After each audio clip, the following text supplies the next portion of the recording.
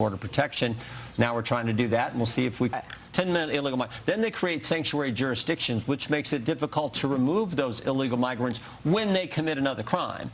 And then third, they say we're not going to fund the guys that do the removing. We're not going to fund ICE. I mean, such a deal. The system, let in 10 million sanctuary jurisdictions. By the way, sanctuary jurisdictions are now account for almost a third of the country lives in that kind of jurisdiction. 702 renewal with Bill Pulte serving as acting DNI. Yeah, once again. How does that have anything to do with it? Once again, the left taking another crazy position. What was it? The president said, you know, common sense versus crazy. We're not gonna renew a program that comes due this Friday. On the 12th. We're not going to renew this program because of the nominee the president's put forward as interim and acting director of ODNI. It makes no sense to me. We'll see how this shakes out as well. I'm not sure. I mean, we'll find out. Why is that such a major point of contention in terms of President Trump's appointment of Bill Pulte? I mean, the Democrats have just said their position he's not qualified, but my position is the president's nomination. They just want to stop his agenda.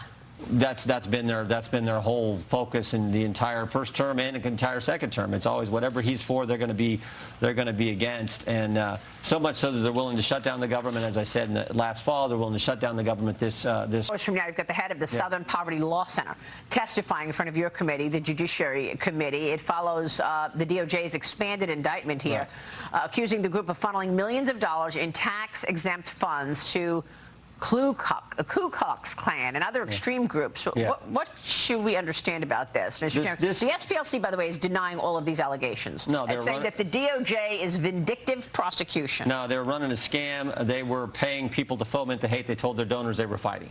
In simple terms, this is. Remember when Rahm Emanuel several years back, when he worked in when he was chief of staff in the Obama administration, he said, "Never let a crisis go to waste." Southern Poverty Law Center took it a step further. They said, "We're going to create the crisis. We're going to pay people to gin up the hate, and then we're going to tell our voters that we're our donors, excuse me, that we're actually fighting it." And they ran a scam, and it paid off for them. How much money did ACT accept from Russia? On the advice of counsel, I respectfully decline to answer the question pursuant to my Fifth Amendment rights under the Constitution.